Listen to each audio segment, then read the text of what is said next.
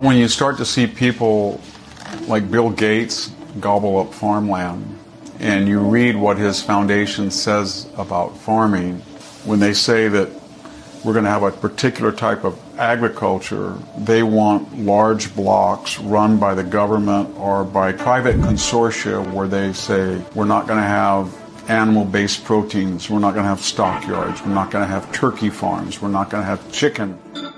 The academic mind always has the answers, but never in the real world. And they do a lot of damage.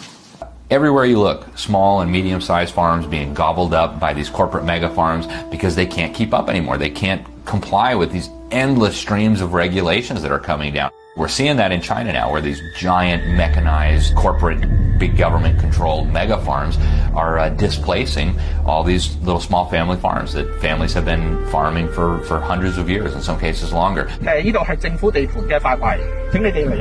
moving them all off their little plots of land and moving them into these big, horrific mega cities that they have built. And we're going to see that all over the world with the decimation of small farms.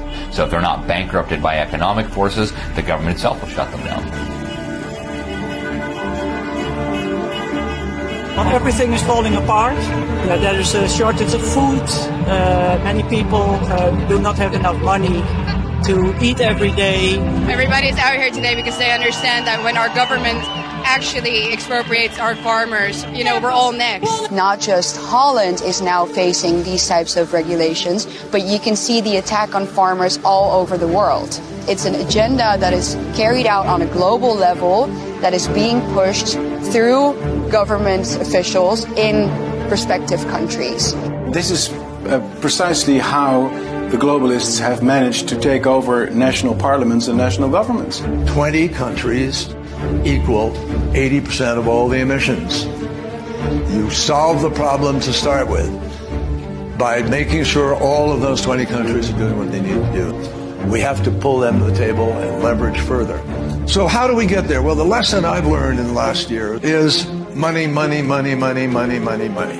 They're following a script where they are thinking already from the perspective of a global, bureaucratic, quasi-totalitarian system of governing, system of rule. This is an agenda, and all these countries are implementing the same policies. So they've targeted the farmers because that's the agenda.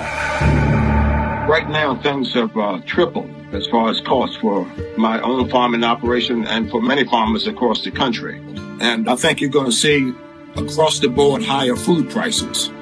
Food prices are already up dramatically this year, last year a little bit too, and we might see more empty shelves in America. Even the president is promising food shortages in his conversations, so there's no need for this to be happening. The people are the ones that are going to be hurt. Not just farmers, trying to make a living. It's going to be the food supply of this country, which is a staple of our security of our nation, being able to grow the grain and the crops that we do, that not only supplies us, but our allies and other trading partners around the world. We have 8 billion people on the planet now, and that's sustainable if they allow agriculture to continue to be mechanized and genetically altered. And I don't think they understand that if they tamper with that, you're going to have people go hungry. We are headed into, I think, a time of very significant food shortages.